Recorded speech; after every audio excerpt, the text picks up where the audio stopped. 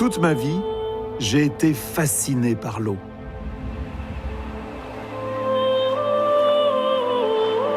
J'ai vu des hommes flotter dans les nuages. J'ai vu des cascades tailler la forêt et sculpter les paysages.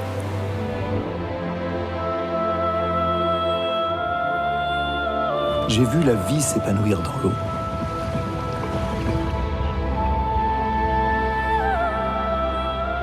J'ai vu des hommes habiter les fleuves.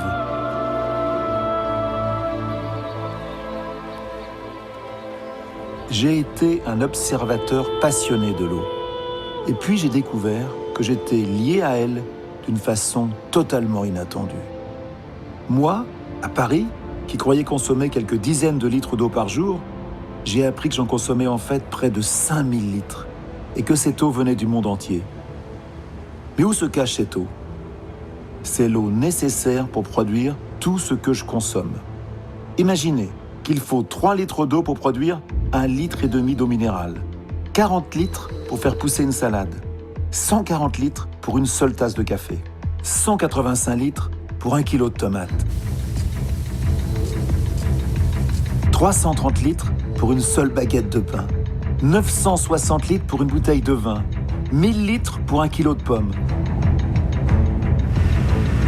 1100 litres pour 1 litre de lait, 1900 litres pour 1 kilo de pâtes, 3400 litres pour 1 kilo de riz, 11 000 litres pour un jean, 15 000 litres pour 1 kilo de bœuf. Cette eau a bien servi à produire les céréales dont s'est nourri le bœuf que je mange. Une famille européenne de 4 personnes consomme ainsi 140 000 litres d'eau chaque semaine. C'est ce qu'on appelle l'eau virtuelle. Ces chiffres sont à peine croyables.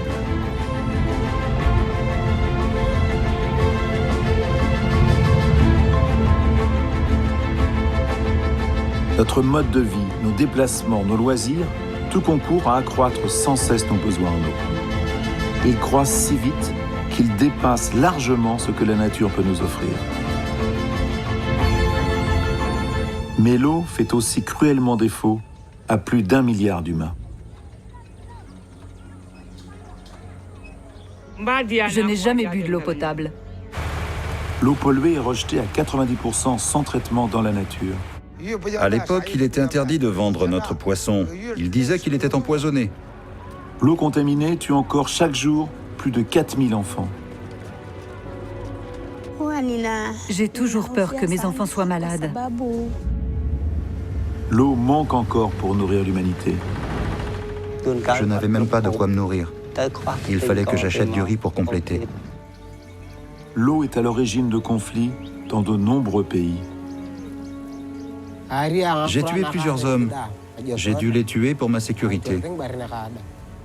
Au Soudan du Sud, cette incroyable machine, haute comme une maison de 5 étages, qui devait creuser un canal, a déclenché une guerre qui a duré 30 ans.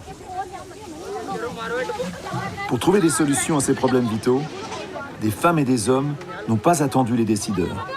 Ils ont des solutions et ils agissent.